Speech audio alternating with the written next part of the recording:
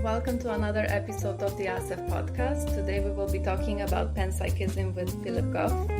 Philip is a professor of philosophy at the University of Durham, and he's a researcher in the field of philosophy of mind and consciousness. He is also one of the most well-known proponents of panpsychist view. He has authored several books, some of which we will discuss today, and he is also co-hosting a podcast known as Mind Chat. So thank you very much for joining us today. Thanks, Tanya. It's great to be here. I'm looking forward to our conversation.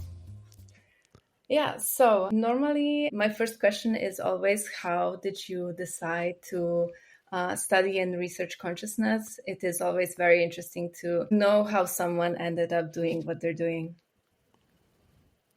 Yeah, I think I've always been fascinated by the problem of consciousness as far back as I can remember, really. I guess I've always been fascinated by how different stories we tell about reality fit together, particularly how they fit with our scientific story of the world. So how does our talk of free choice, or our talk of value, or our talk of mathematical objects like numbers, how do all these things fit together with our standard scientific story of particles and fields and so on? And particularly with consciousness, I think in some ways it's the most challenging of these sort of troubling phenomena like free will or value or mathematical objects. In some ways, consciousness is the most troubling because it's the one that it's hardest to deny the existence of. With the other ones, with free will, for example, it's at least an option to say maybe it doesn't exist, or maybe we're not really free in the way we think we are. If you think that's too hard to fit with our scientific story. But the idea that nobody's ever felt pain or nobody's ever seen colour just seems really hard to stomach. We seem to have a special kind of certain knowledge of the reality of consciousness. But it really is very challenging to see how it fits in with the scientific story of the brain and patterns of neural firings and so on.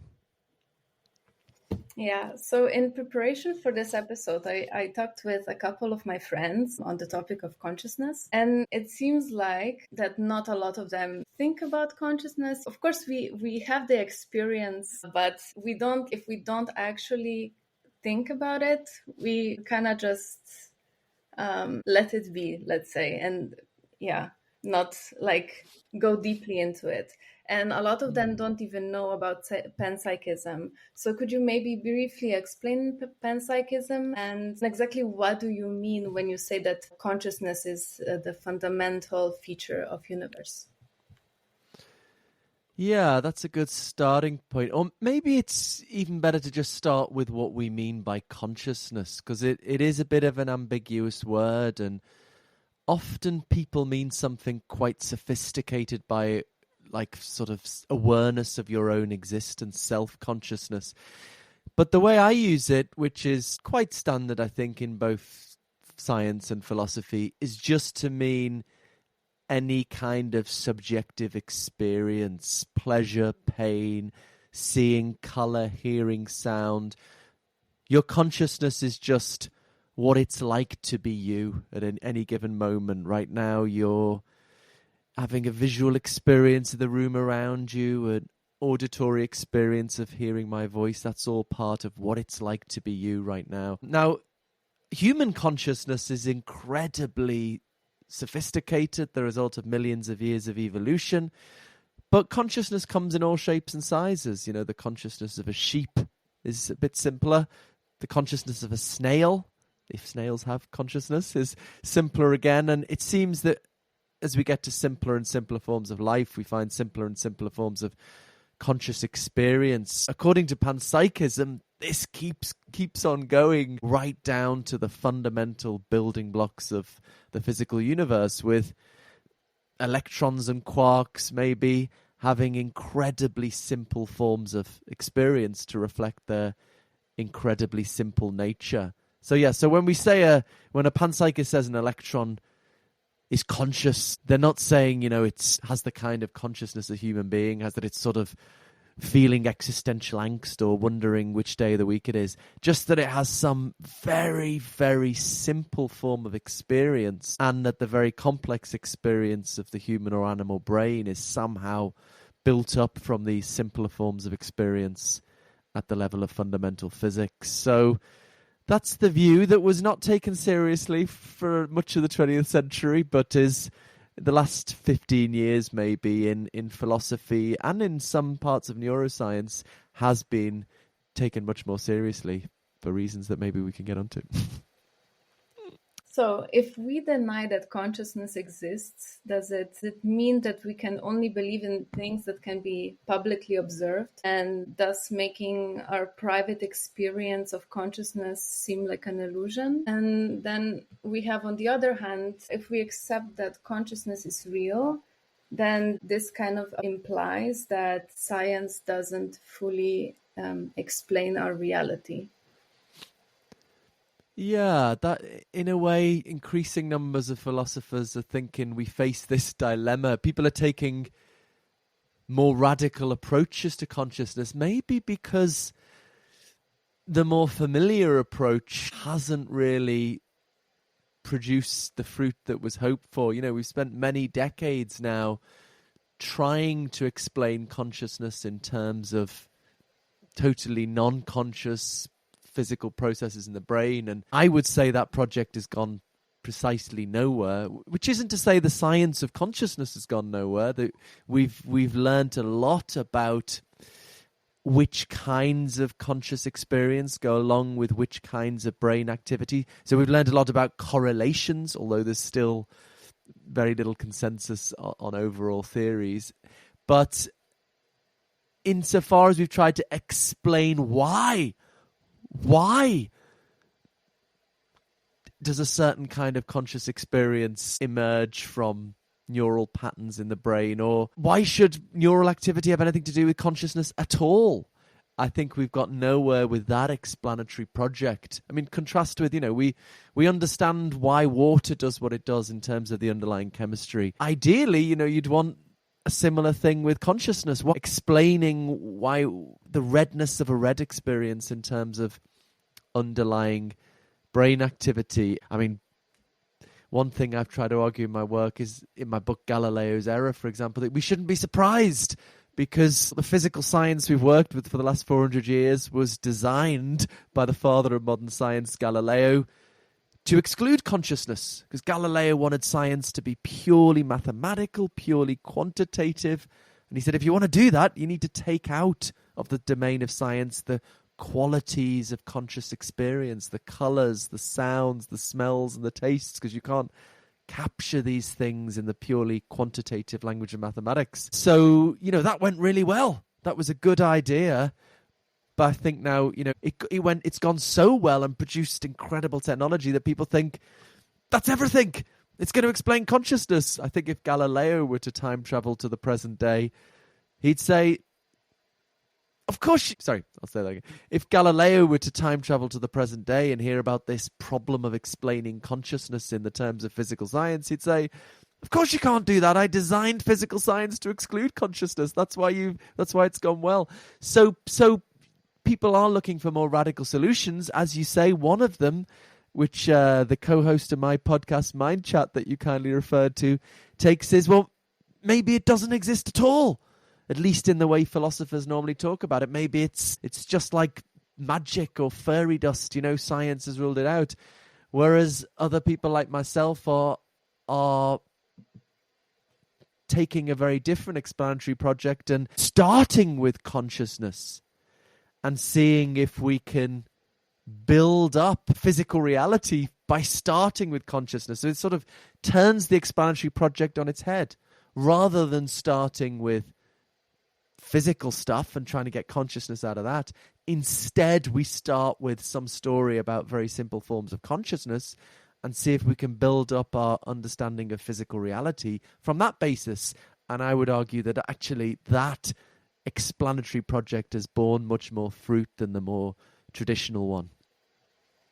I would kind of agree, yes. I think one interesting way of trying to explain consciousness is also the view from Roger Penrose. And also, I think it was recently in the last couple of months, one of the papers came out that this would kind of confirm their theory that there would be a collapse of wave function in the brain, and this would kind of give birth to consciousness, right? So that I think that was quite interesting. Yeah, their work's very interesting. So I think probably Stuart Hameroff is his usual collaborator on these issues. I was lucky once to have a one-to-one lunch with Roger Penrose just by chance, not because, you know, we were just in the queue at a conference together and ended up having lunch together. That was, yes, one of the biggest privileges of my life. But yeah, I mean, their work is very interesting. I mean, one thing that people maybe should know about, so Roger Penrose has this very interesting argument, a philosophical argument, really. But it's not really to do with consciousness as such. It's more to do with understanding, or our mathematical understanding in particular. He starts with Gödel's incompleteness theorem, which very, very roughly, I'm oversimplifying here, shows that you can't get all of mathematics out of an algorithm. And so he tries to show, well, whatever's going on in our mathematical understanding, it can't be algorithmic, it can't be computational, or at least it must be something more than purely computational. And this is why he then thinks, well, we can't just have classical physics. It can't just be classical physics if it's just purely computational, so it must be something quantum. And then that's where he hooked up with his collaborator Stuart Hameroff to propose something about microtubules that might be where we can get consciousness at the quantum level, because a lot of people say, well, consciousness isn't quantum because the brain is very wet and warm and we already have collapse of the wave function at that point. So the proposal is, well, maybe at the level of microtubules we might find that. I mean, I've actually, seeing as you've raised that, I've been exploring recently a quite different way of bringing quantum mechanics and consciousness together. I haven't written on this yet. It's the talk I've been giving at conferences. But so I think some people say, I mean, let me just raise a kind of stereotype. Some people say, well, this is a silly idea to bring consciousness and quantum mechanics together. It's just because they're both mysteries, and you think, oh, well, one's mysterious, the other. But actually, I think at least if you have certain views, it's understandable why there's a motivation to bring them together, because, I mean, many philosophers like myself think we need to add something to physics, something to the purely quantitative story Galileo gave us to get consciousness. You can't get consciousness out of this purely quantitative story. It's controversial, but a lot of people are heading in that direction. Also, a lot of people think you need to add something to the basic mathematical equation of quantum mechanics, which is the Schrödinger equation. You need to add something to that to get to get probability, really. I'm worried I'm going to get into too much technicality here, but I mean, any interpretation of quantum mechanics except... let me start again. I'm getting too technical, aren't I? Let me just think. No problem, because a lot of our listeners are in natural sciences, mathematics, physics. Okay, I'll carry on then. Basically, every interpretation of quantum mechanics, except the many worlds interpretation, adds something to the Schrödinger equation. I mean, that's what actually the many worlds interpretation is very, very popular, at least among philosophers of physics, because they claim, well, it's the simplest view. It's just got the Schrödinger equation, and that's all we need. But opponents of many worlds say, if you've just got the many worlds view, how do you make sense of probability? How do you make sense of probability in a world where kind of everything happens? I mean, if you think of Schrödinger's cat, right, we could set up the Schrödinger's cat experiment. So there's like a 75% chance you'll get a living cat and a 25% chance you'll get a dead cat. But if the many worlds view is true, you've got 100% certainty you're going to get both. And this is important because the evidence for quantum mechanics is based on probabilities that are captured by the Born rule. And so if we can't make sense of probability, it looks like quantum mechanics undermines its evidential base. So anyway, so anyone who's not a many worlds theorist thinks you have to add something to quantum mechanics or to the basic mathematical Schrödinger's equation to get things going, to get probability. So if you have these views that we have to add something to basic physics to get consciousness, and you have to add something to get probability, well, if we could just add one thing, that'd be a kind of saving, right? And so anyway, this view I've been exploring, it's actually a view that was explored by physicists called Ewan Squires in the 90s, who happened to be at my university by sheer chance. And he maybe died a little bit before his time. I tried to contact him and found out he'd passed away. So maybe he would have developed these ideas in more detail, have sort of been forgotten about. But basically, there's a lot of detail here, but basically it's a version, it's kind of, you take the many worlds, but all the consciousness is going down one of the branches. Right. And the hope is with this, we can make sense of probability again. So we said, suppose you set up quantum mechanics. So suppose you set up the Schrödinger's cat thought experiment. So there's a 75% chance you'll get a living cat, 25% chance you'll get a dead cat. How do we make sense of that? Well, we make sense of that with the idea that there's a 75% chance your consciousness is going to go down the living cat branch, and a 25% chance your consciousness is going to go down the dead cat branch. Ewan Squires had this problem. But what's going to stop different conscious minds going down different branches, and we'll all be isolated from each other? And I'm exploring whether certain panpsychist views can help us make sense of that. So yeah, I do think there is motivation. I mean, there's still lingering prejudice, both against dealing with what quantum mechanics is telling us about reality. The physicist Sean Carroll, who I disagree with on a lot of stuff, but I agree with on this, has campaigned about it's still a taboo to ask what on earth is quantum mechanics telling us about reality. And also, there's a prejudice about bringing consciousness in here. People are still a bit, I think largely a suspicion of philosophy in many ways. But I think there are real theoretical benefits to trying to bring, at least exploring the possibility of bringing consciousness and quantum mechanics together, and that's something I'm looking at the moment. Sorry, that was a bit long-winded, wasn't it? I got a bit carried away. No problem. Very interesting view that in the multiverse, then the consciousness will only go take one route. Yeah. A bit difficult to wrap my mind around this one. Yeah. Why would it only take one route? Yeah, good question. So basically, the idea is that there are two things in this worldview we're developing. There is this strange entity that we call the wave function, which is captured by the Schrödinger equation, so this kind of branching structure. But there's also consciousness, which is in some sense distinct from that, and there's a causal relationship between the two. And in some sense, consciousness is shaped by the wave function, a little bit like you have in the Bohmian interpretation of quantum mechanics, although it's a very different theory apart from that basic point. And then, then the thought would be, well, it's just a basic fact about consciousness that it can't branch. So that's just a postulate of the theory, I suppose. Every theory has to have its axioms. That consciousness can't branch. So if consciousness could branch, because it's kind of following the wave function, it would branch when the wave function branches, but consciousness can't branch, and so it ends up selecting, in line with the Born rule, one of the branches. As we've looked at this in more detail, one problem is, on standard versions of the many worlds view, it's actually radically indeterminate what the branches are. It's a very reductionist view, the many worlds. Basically, they think there's really, at the fundamental level, is just the wave function, and we can sort of carve that up in different ways to get different branches. But it's radically indeterminate what the branches are.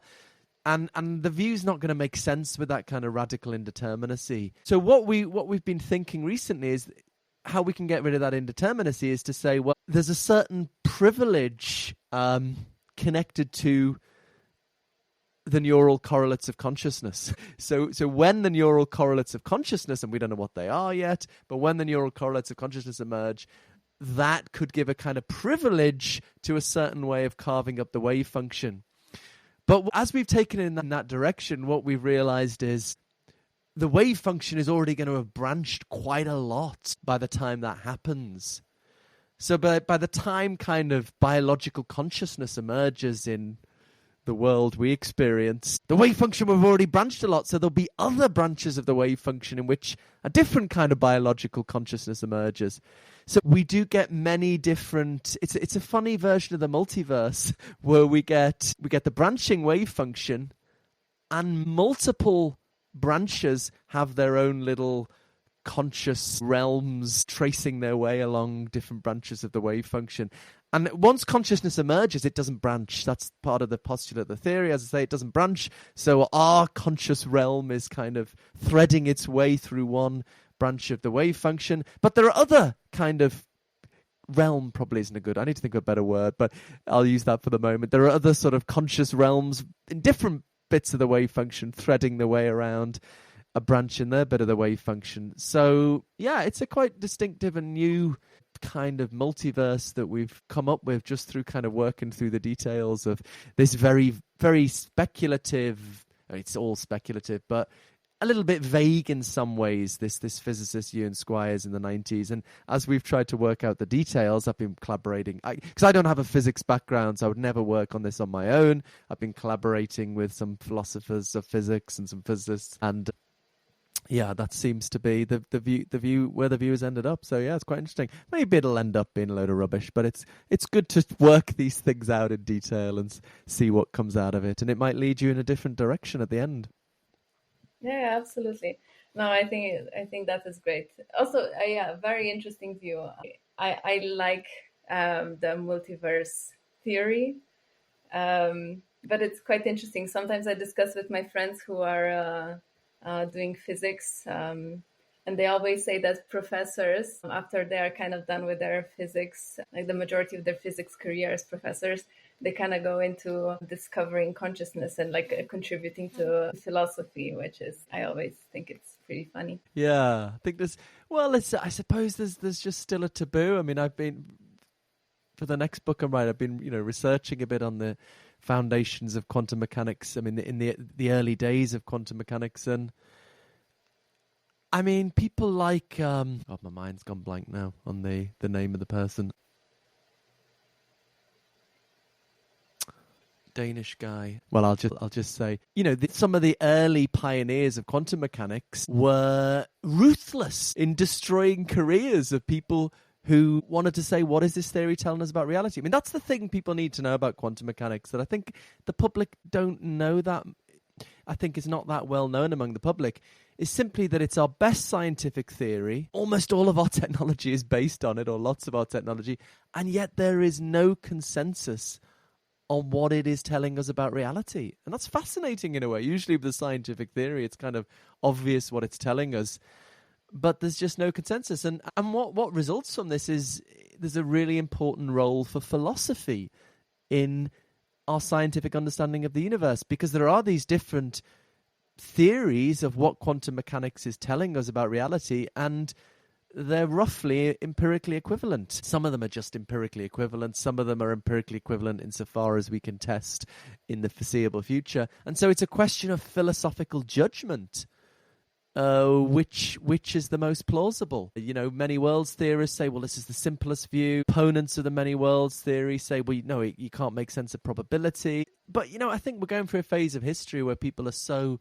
blown away by the success of science and the incredible technology that they think philosophy is a load of rubbish. We've moved beyond that. But, you can't do without philosophy. There are always parts of science where it's a judgment call of how to interpret the data, and we need to bring in the tools of philosophy to do that. So hopefully, as time goes on, we'll get over these taboos, and I think we'll make much more progress on both quantum mechanics and consciousness, whether or not they go together, once we get over that taboo of philosophy, really.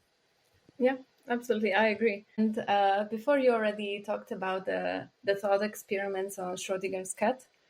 So maybe I would like to bring up two other thought experiments. One would be, of course, we are talking about panpsychism. I think we have to mention Mary, the color scientist, and the other one would be philosophical zombie. So maybe if you could introduce our listeners to these two thought experiments and why are they important when we are talking about consciousness.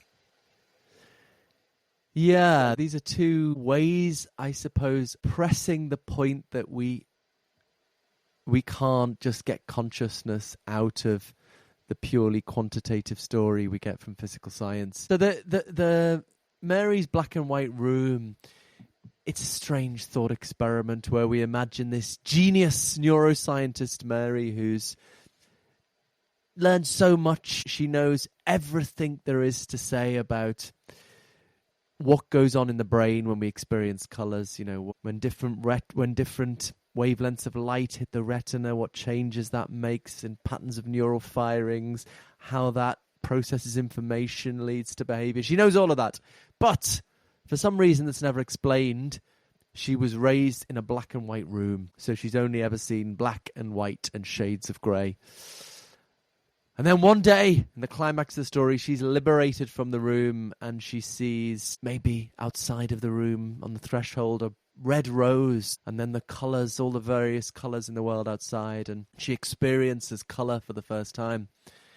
And the thought is, so the claim, it's such a vivid story. I find many people think they get the point of the story too quickly. I publicly debated the physicist Sean Carroll, who I've already mentioned, who I have a huge amount of respect for, but I think he didn't quite get the thought experiment. I made some students in the audience gasp because I said he wouldn't get a good grade on my philosophy course. But anyway, but a lot of people do miss the point. So the claim is, what's the point of thinking about this? The claim is Mary would learn some new knowledge. She would gain some new information. What new information she'd gain? She'd learn what it's like to see red, the qualitative character of the red experience. You know, she might be curious before she leaves the room. I wonder what it's like to see red. And she might say, oh my God, that's what it's like. That's wonderful. Right. But when you think very carefully, you know, she already knew all the physical science facts. She already knew all the neuroscience. And if the conventional physicalist story is true, that's all that's going on, she ought to have all the information. It shouldn't be possible for her to learn something new, to gain new information. An analogy I give in my Galileo's Error book is, you know, if you know the complete final theory of black holes, you shouldn't be able to learn anything new about black holes. So if you do learn something new, well, you didn't have the complete theory, right? So if Mary had the complete theory, she shouldn't have been able to learn anything new. I mean, it's confusing because she also has new experience. And so the way Sean Carroll and many others interpret it, they think, oh, well, you opponents of the conventional physicalist approach are saying, if our theory is true, reading neuroscience should give you an experience. Like reading about the neuroscience of color experience should give you a red experience. And nobody's saying that. That's not the point. Of course, what experiences you have is dependent on what's going on in your brain, not what theories you've read. You know, like reading about black holes doesn't turn you into a black hole. The point is she should have had all the information. And she didn't. That's the thought there. It's just a fiddly way of trying to show that, look, learning the physical science leaves something out. It leaves out the qualitative character of colours, sounds, smells, taste. And Galileo understood this from the start. And that's why he said, look, if we want science to be purely mathematical, we have to take these qualities of consciousness out because you can't fully capture them in the mathematical language. You can capture something about them, their structure, but you can't fully convey the redness of a red experience. And that's what you'd have to do if you're fully explaining them. Zombies. Sorry, that was... my answers are too long on the... Zombies is an even weirder thought experiment where imagining creatures that are physically just like us, that they behave in all the same ways, and the bits of their brains do all the same stuff. They process the same information. But the one crucial difference is that they have no subjective experience. There's nothing that it's like to be a zombie. So when you stick a knife in a zombie, it'll scream and run away, but it doesn't actually feel pain. If it crosses the road, it sort of carefully looks both ways and waits for the traffic to stop, but it doesn't actually have any visual or auditory experience. It's just a complicated mechanism set up to behave like a human being. Why are we thinking about this? I mean, it gets complicated why we're even thinking about this. But one way of pushing the point more simply than it's often put is just physical science is just about what stuff does. That's what it's interested in. You know, how electrons behave, how fields behave. And then you can build up, you know, how cellular biology behaves, a complex system. It's all about what stuff does. But when we're talking about consciousness, we're interested in what consciousness does, but we're also interested in why it feels the way it does. And that's just a very different kind of, you know, so if I say, like, you know, my wife's in pain, that's not a claim about her behavior or the behavior of her parts. It's a claim about how she feels, and it's a very different kind of claim. So just describing what stuff does, what an organism does and what its inner stuff does, which is the business of physical science, doesn't ever get to why stuff feels the way it does. And so, you know, it's in a way, it's a very different explanatory project.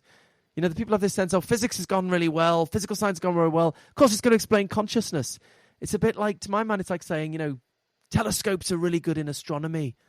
Maybe they're good in pure mathematics as well. Well, no, it's a very different explanatory project. So the thing physical science is good at, explaining behavior, publicly observable behavior, is not obviously suited to explaining invisible subjective experience that we only know about because we are conscious and we can attend to our conscious experiences privately.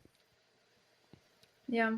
You know, when you were talking about the Mary, the color scientist, I don't know if, like, my understanding or interpretation of this is kind of correct or goes into the correct direction. But sometimes when I try to explain it in a very basic level, I also just use the example of like understanding love, because you can have all the understanding of love, but when you are in love, that is completely different. So I don't know if, like, this is a kind of a good example, because sometimes I feel like whenever, because you also get the example of a black hole, and that seems so abstract, like you would never possibly come to this. Or also like experience of a new color, let's say.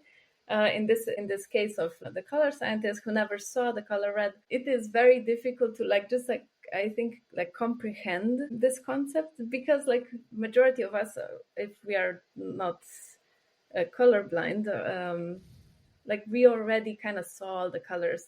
But I feel like with love is a little bit different, because at least hopefully a lot of the people, majority of people at some point in their life experience love. And, you know, like I think it's a quite distinct moment from before you experience love and after you experience love. So that is why when I try to kind of like give people like another explanation for this, I use this kind of example. Yeah, that's nice. I think that is another way of pressing the point. I mean, in a way, actually, another thing I get frustrated by, Mary, it doesn't need to be so it doesn't need to be so incredible that, you know, she's been raised in this black and white room. Why not just pick someone who's colorblind or something, as you just did? Or there was the late Scandinavian scientist Knut Norby. I'm not sure I'm pronouncing that right. Maybe it's Knut, I'm not sure. Who was a color expert who had cones missing from his eyes, so he could only see black and white and shades of grey. And he talked about this. He said, you know, there's something I'm missing. I understand so much about the structure of color experience. And that gives me a kind of template. And then he said when he's trying to imagine color, he compares it to sound. And he tries to fill in that structure with sound. But he says, I'm always going to miss out, the redness of red. But he had all the information physical science could give, or at least currently. It's hard to see how further details about the physical structure of the brain posed in those purely quantitative terms would suddenly tell him, oh, that's what it's like to see red. But yeah, maybe love is a nice way of pressing it as well. Yeah, maybe some people would say, no, maybe you can learn all about love in principle without actually experiencing it. I guess I'd be skeptical of that. But maybe with the color case, maybe the why that's popular is because there are so many colorblind people or people who are blind from birth who will quite freely say, yeah, I've no idea what it's like to see color. So maybe it's easier to get a grip on in that case. But yeah, I think it's nice to use different examples to press the point in different ways. Yeah. No, I'm just thinking back to a class on qualia when I started my university. And I just remember that we had really long discussions on this Mary color scientist. So that is why I just thought of...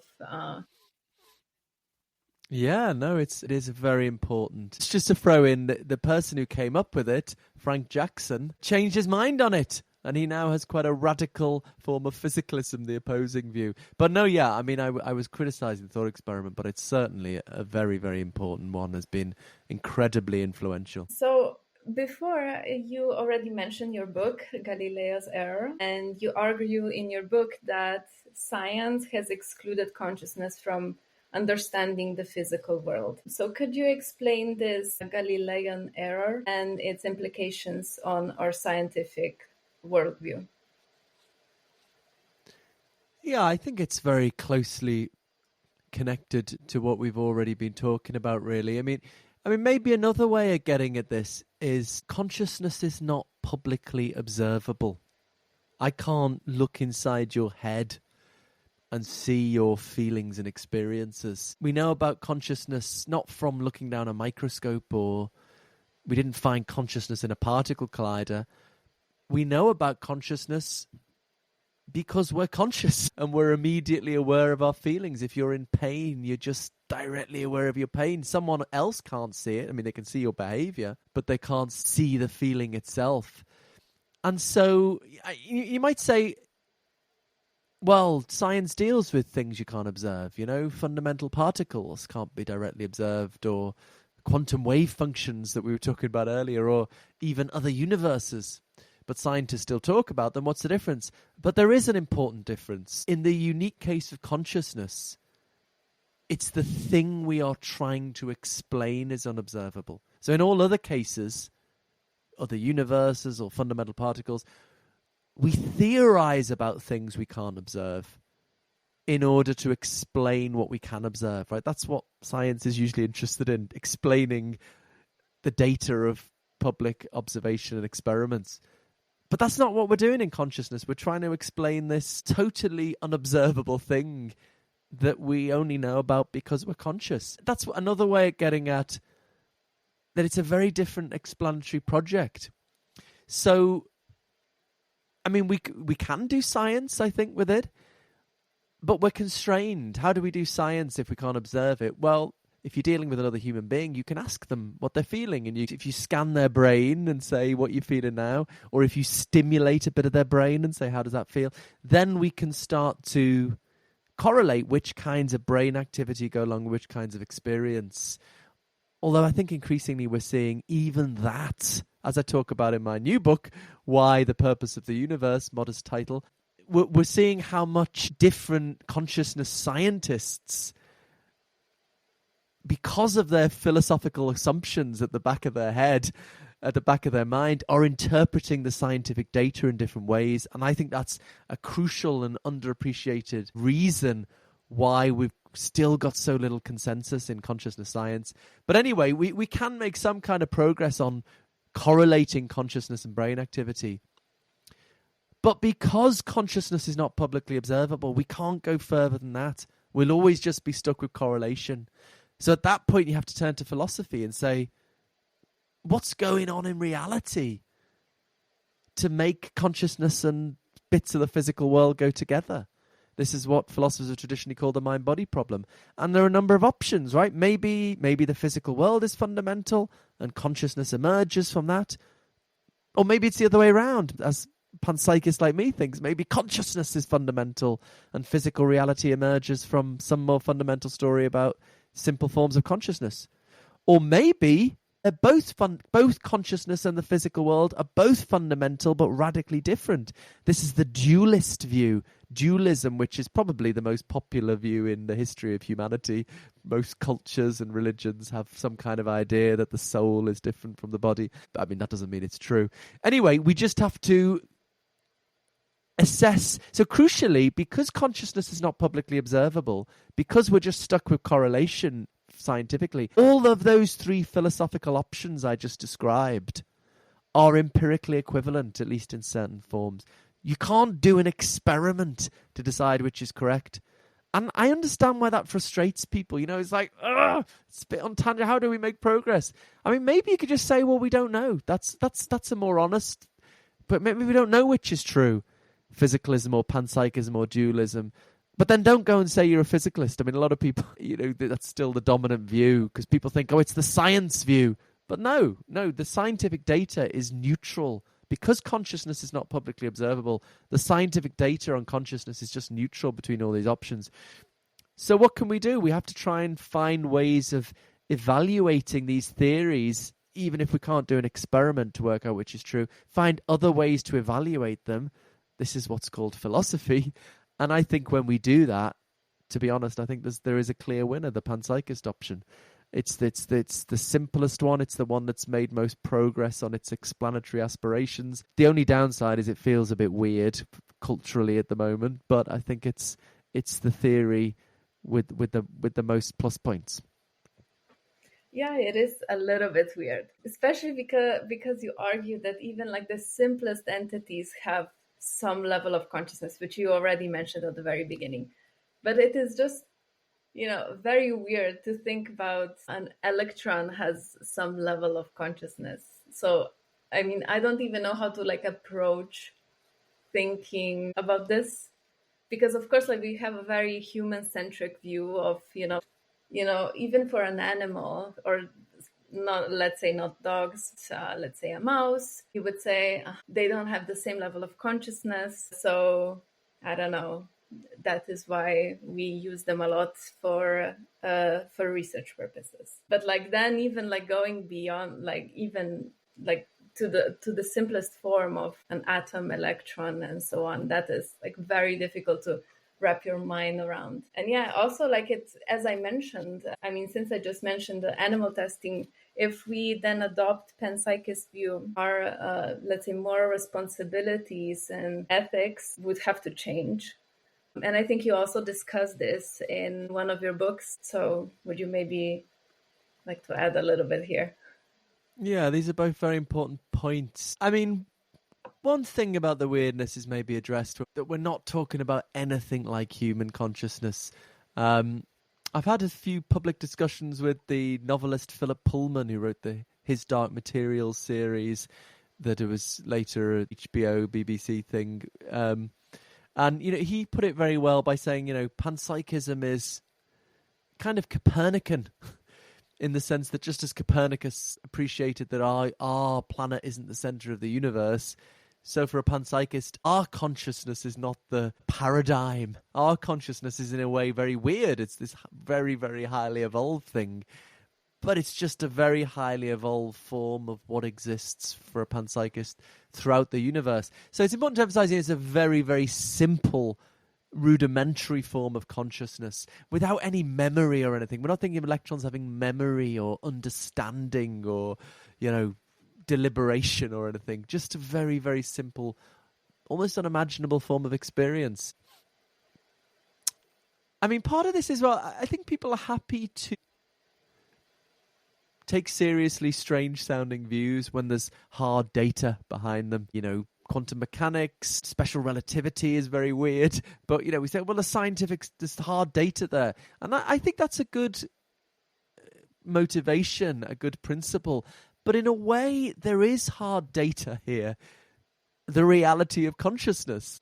It's just not the kind of data you get from observation and experiments. But it's the reality of conscious experience is a hard data we need to account for. Now, that doesn't take us immediately to panpsychism. But we need to think very seriously about what is the best theory for bringing together these two things we know about in a very robust way. The physical world we know about with our senses and through doing science, and consciousness that we know about through being conscious. These are both hard data points, and what's the best theoretical way to bring them together? And I would argue that panpsychism is that. But yeah, coming to your point, it gets very difficult with ethical issues. I mean, people often think I'm a vegan, and I'm sort of almost vegan, but I mean, veganism is maybe an easier moral option if you think plants aren't conscious, because you've got a nice moral dividing line there. I'm not going to eat anything that's conscious or was conscious, but I'm actually inclined to think plants are conscious, and so you got to eat something, and it's then it's hard to draw the line. So I tend to sort of just try and consume in a way that leads to the least suffering, the most flourishing lifestyle for all different kinds of animals. I call this humanitarianism. So to sort of, buy some small amounts of animal products from the suppliers that may not be ideal, may not be perfect, may still be some suffering, but if there's a lot less suffering than factory farming and you can move the market in that direction, then my hope is, and I'm open to being persuaded otherwise, but my hope is it's better. You can reduce suffering more than just being vegan, maybe. I don't know. Anyway, these are difficult questions that I'm unsure of. But more positively, I guess I am inclined to think, and I talk about this in both my recent books, I think, that it can maybe lead to a better relationship with the environment. If you think a tree is just a mechanism, then it doesn't really have moral importance in its own right. But if you think a tree is a conscious organism, albeit of a very different kind, then it has moral significance in its own right. It's the burning of forests has a much deeper moral significance if you're burning conscious organisms. So hugging a tree makes a lot more sense if you're a panpsychist. I kind of think the way all of us engage with nature, I'm skeptical as whether it is consistent with sort of plants and animals being just mechanisms. We sort of think there's real value, there's more going on. So I think, maybe panpsychism makes more sense of the way all of us engage with nature, and maybe explicitly recognizing that can lead to a healthier relationship with the environment. Yeah, that's very nice. So we are slowly coming to an end, but one point that I also wanted to bring up, which you talk about in your book, Why, is that you argue that there is overwhelming evidence for cosmic purpose, and that each of us contributes to it, and that consciousness, in fact, points to purpose. Would you maybe like to elaborate on this idea? Yeah, big question. Yeah, well, I never thought, actually, 5 years ago, I'd be writing a book arguing there's purpose to the universe. But I guess I've just been I think so many people think, in the West at least, you've got to make a choice between either you believe in the very traditional idea of God, or you're a secular atheist. You've got to choose Richard Dawkins or the Pope. Whose team are you on? But I've just slowly come to think that both sides of this never-ending debate have something right and something wrong. So traditional believers have this problem of explaining suffering. Why wouldn't a loving God who could do anything allow the horrific suffering we find in the world? But I think there's things atheists, like traditional atheists, meaning, there's no purpose to the universe. I think there's things they struggle to explain as well. Like, one thing I've been most captivated by recently is what's known as the fine-tuning of physics for life. the surprising discovery of recent decades that for life to be possible, certain numbers in physics had to fall in a certain very narrow range in such a way that it's incredibly improbable that a universe like ours would get the right numbers for life just by chance. So one of the most discussed examples is dark energy, that the force that propels the accelerating expansion of the universe. At least on our current best theories, if that force had been a little bit stronger, everything would have shot apart so quickly that no two particles would have ever met. We'd never have stars, planets, any kind of structural complexity. Whereas if it had been a little bit weaker, it wouldn't have counteracted gravity. Everything would have collapsed back on itself split second after the Big Bang. So for life to be possible of any form, that number had to be kind of like Goldilocks porridge, right? Not too big, not too small, kind of just right. And it just looks incredibly improbable that that's just chance. So I think in our standard ways of thinking about evidence given by something called Bayes' theorem, this is evidence for some kind of directedness towards life in the early universe. And I think we're kind of in denial about it as a society because it doesn't fit with what we've got used to, the idea that, science has ruled out that kind of thing. Well, the evidence can change. I think it has changed, and I think it, takes time culturally to pick up with that.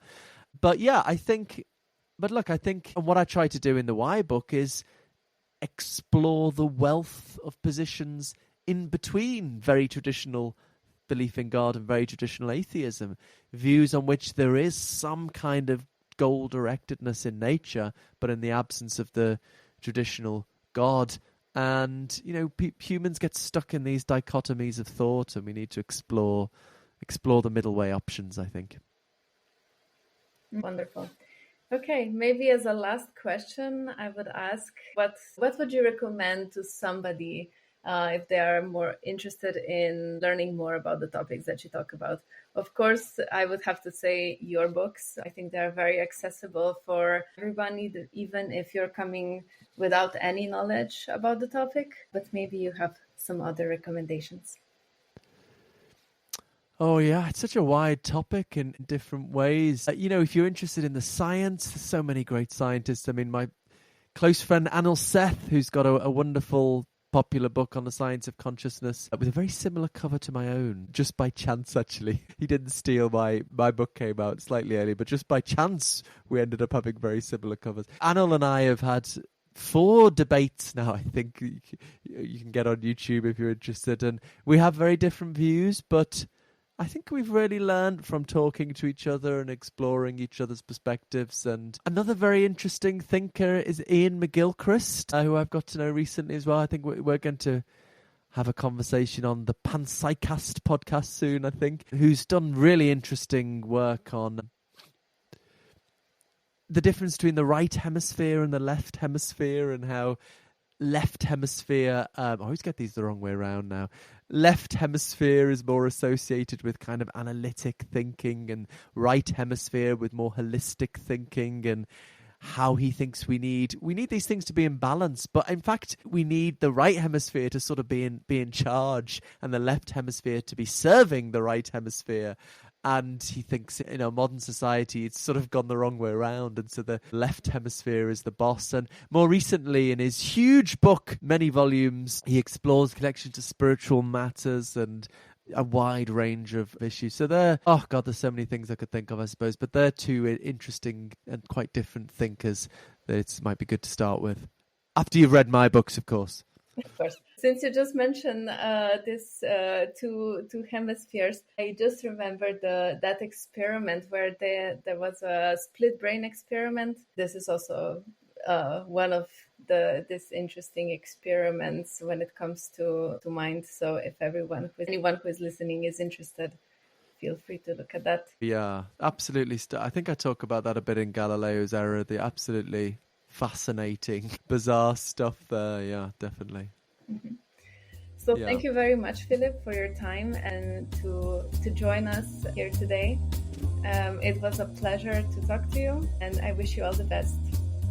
Oh, thank you very much, Tanja. It's been a really, really fun conversation. And if anyone wants to I'm always arguing on Twitter, Philip_Goff, if anyone wants to have an... Or actually, all the liberals have moved to Blue Sky now, so I'm doing both because I can't make my mind up. So I'm on both if people want to have an argument. I'm happy to carry it on. And yeah, it's been a wonderful discussion. Thanks for sparing the time to chat to me. Thank you.